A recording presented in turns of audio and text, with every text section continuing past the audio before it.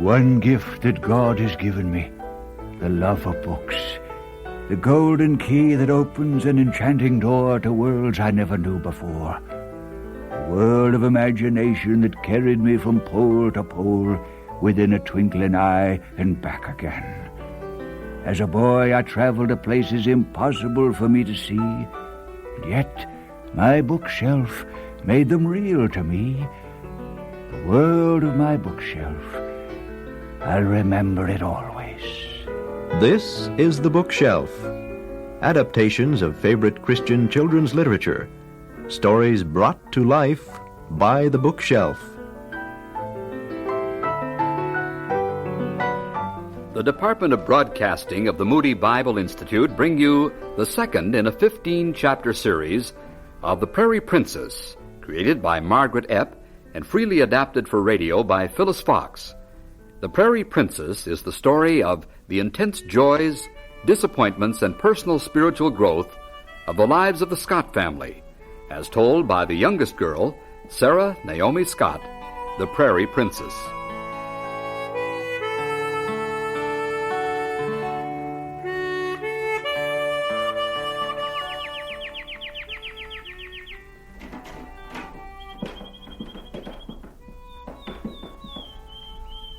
Sarah? Sarah? Princess, the meadowlark's calling. Time to get up.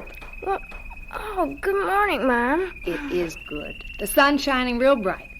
Kathy let you sleep extra. She's out milking the cows. She did that for me. Is it my birthday or something?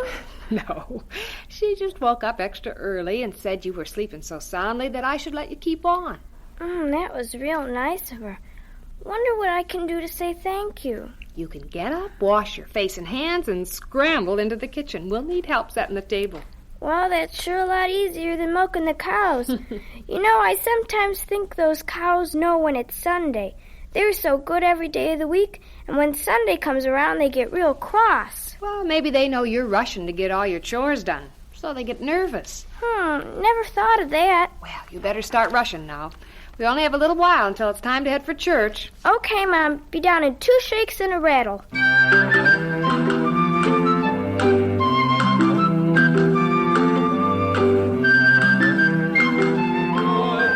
joy, joy, down in my heart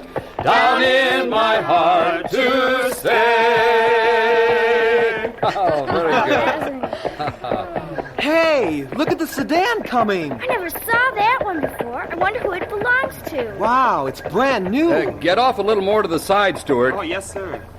It's got glass windows, and hey, it's Aunt Jane. Wow, it is a brand new car.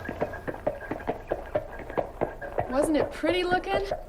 And real glass windows. You can't get dusty in a thing like that. Oh, and you couldn't hear the meadowlark singing because you're in a closed car. Besides, you can't pet a car and tickle its ears. Or feed it carrots. I guess you're right. But all glass windows and no dust and going almost 35 or even 40 miles an hour.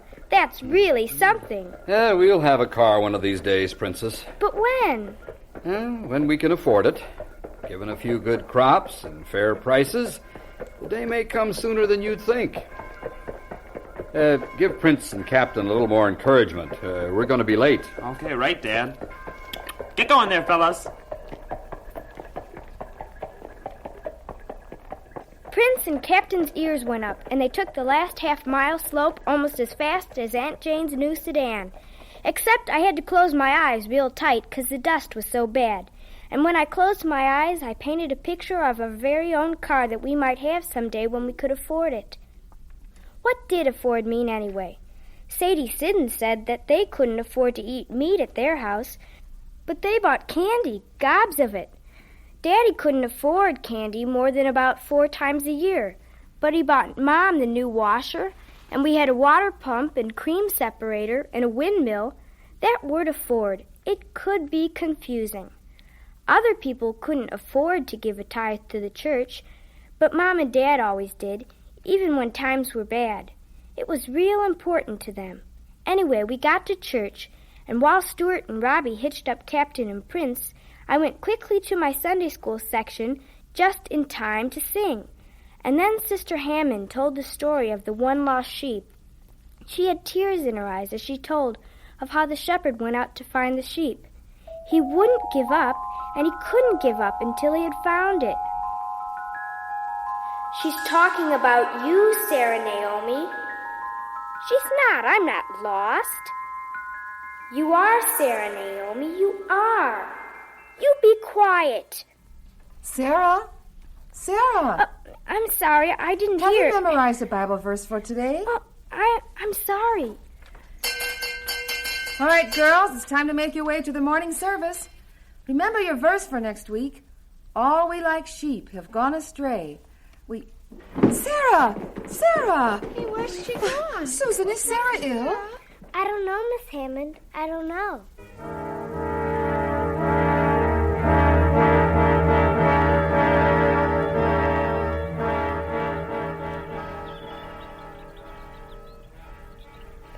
Boy, that dessert was really great. I'm so glad your mom asked us over for dinner. Yeah, and we didn't even have to help with the dishes. That's because my mom and your mom and Kathy were all there. Besides, yesterday I broke some of Mom's china, and I don't think she wanted the same thing to happen at your house. Doesn't the air smell fresh? Pretty soon we'll be able to go swimming and maybe even sleep outdoors. Your mom lets you sleep outdoors? Sure, Stuart and Robbie have to be there, but she does. Did you hear about Aunt Jane's niece? She's going to come and live with her. I know. Miss Hetty told Mom. I think she's told just about everybody. Miss Hetty said she's our age. Yeah, I know. I'll really like that, 'cause she'll only be a mile away from me. Don't you think that's nice? Not really. Why? Because you're going to be best friends with her. I just know you are. You'll live so close, and I want you and me to be best friends. Well, we are good friends. Not as good as we should be. What do you mean? Well, if you come close, I'll whisper it to you. Why do we have to whisper? Nobody's around. Besides, whispering tickles. Well, then I won't tell. I don't care. That's a fib. You do care. I don't. You do. I don't. You I don't. You do. You do. You do.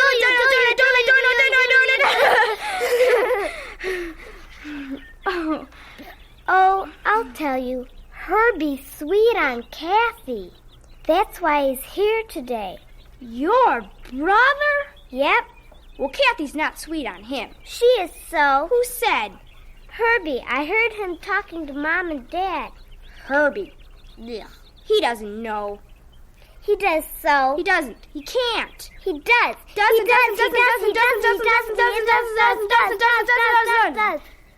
Doesn't. And I'll tell you something else. I know why Miss Bolton's mad at your mother all these years. You shouldn't gossip, especially about Aunt Jane. This isn't gossip. This is gospel truth. Your father was Miss Bolton's father's hired man, and she wanted to marry him, and he wouldn't. He married her best friend. That's your ma. And that's why she's mad and why she never comes to church anymore. And that's why you can't be friends with the girl who's going to live with her. You'd better be best friends with me. If Herbie and Kathy get married... Her name is Kathleen, and they won't get married. They never will. They will, so you'll see. And we'll be family, sort of. No, we won't. Never. Kathy's never going to marry Herbie. Never.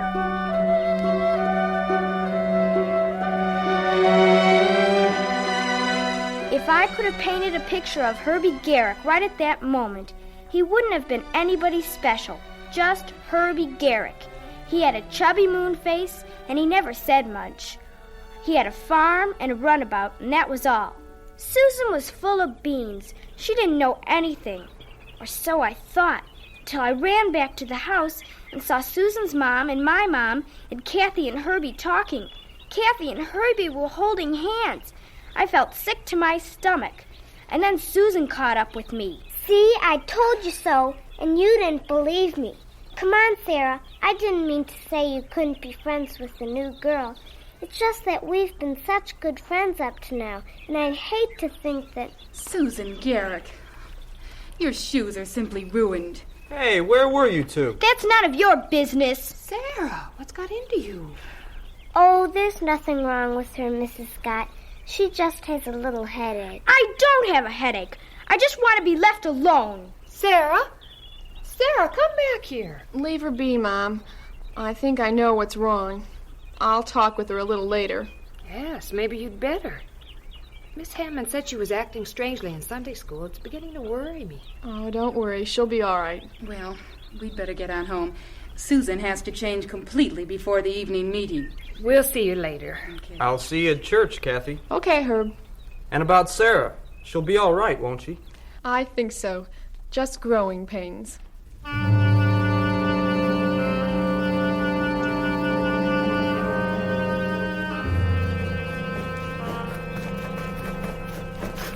Whoa, my young filly.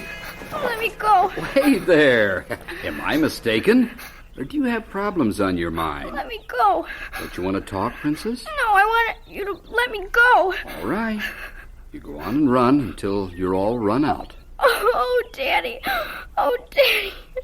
Is it very bad? Oh, it's awful. I don't believe it's true, but Susan says it is. What did she say? Lots of things about Kathy and Herbie and you, and What were you going to say? nothing. You don't mean that, Princess. Oh, yes, I do. And I think you should tell that Herbie Garrick to take that old runabout off the yard and never come back. Oh, so that's the way the wind blows. He's not an important man. I don't care if he does have a car. He's not good enough for Kathy. Princess, it seems like nobody's good enough for our Kathy. 'Cause she's pretty special to us.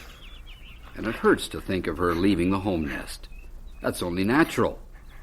But her going is natural, too. God planned it that way. He planned that she should get married to Herbie? Well, they seem to think so. And both Herbie and Kathy are pretty serious about asking God to lead the way. But you gotta look at the brighter side, Princess. Kathleen will be making her home only 2 miles away. You'll be able to see her a lot. And besides, haven't I heard you mention that Kathleen is too bossy? Don't, Father. My poor little lost lamb. Don't say that to me. Don't ever say that to me. Why? What's the matter now? Hey, come back. No, I want to be left alone.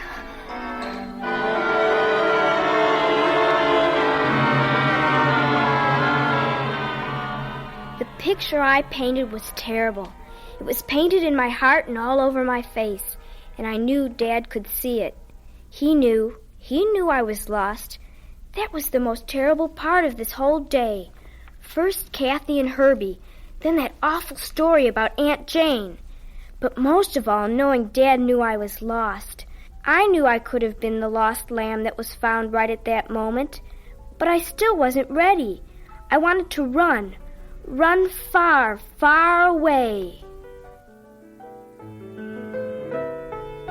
This has been the second in a 15-chapter series of The Prairie Princess, created by Margret Epp and freely adapted for radio by Phyllis Fox. Join us next time as we bring you the third chapter of The Prairie Princess.